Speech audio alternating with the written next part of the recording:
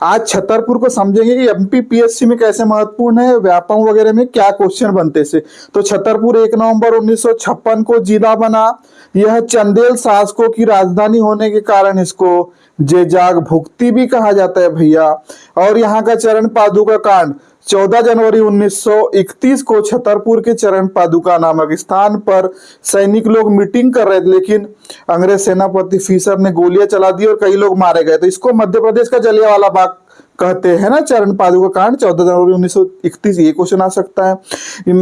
यह खजुराहो केन नदी के किनारे और केन नदी पर ही उर्मिल परियोजना है भैया, ये भी क्वेश्चन आ सकता है। ठीक है, यहाँ पर बोले तो पर्यटन में क्या धुबेला प्रमुख है ना। ठीक है, कंदरिया महादेव का मंदिर, बागेश्वर मंदिर, पार्श्वनाथ मंदिर, केन अभ्यारण्य 1981 में स्थापित किया गया, घड़ियाल मगरमच्छ और गिद्धों के संरक्षण के लिए। ठीक है, ये भी क्वेश्चन आता है। खजुराहो का मंदिर है जिसको 1986 में यूनेस्को को धरोहर सूची में शामिल किया गया, ये भी क्वेश्चन आता है। यहाँ पर खजुराहो नृत्य समारोह होता है, कब से प्रारंभ किया गया, तो 1975 से, ये भी क्वेश्चन बनता है भैया। यहाँ पर 2 मेले लगते हैं। अगर बोलेंगे कि जल विहार का मेला कहाँ लगता है, तो छतरपुर में।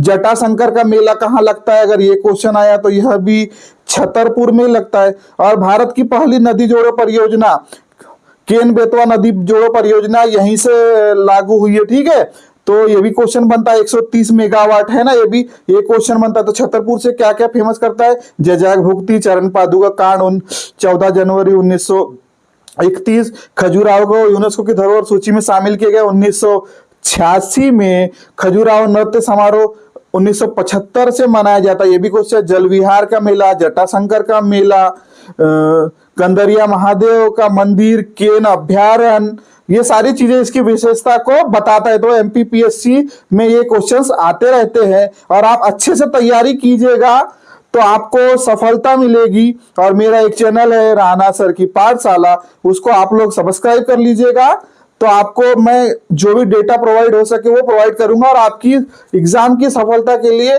सफलता दिलवाने में मेहनत करूंगा भैया।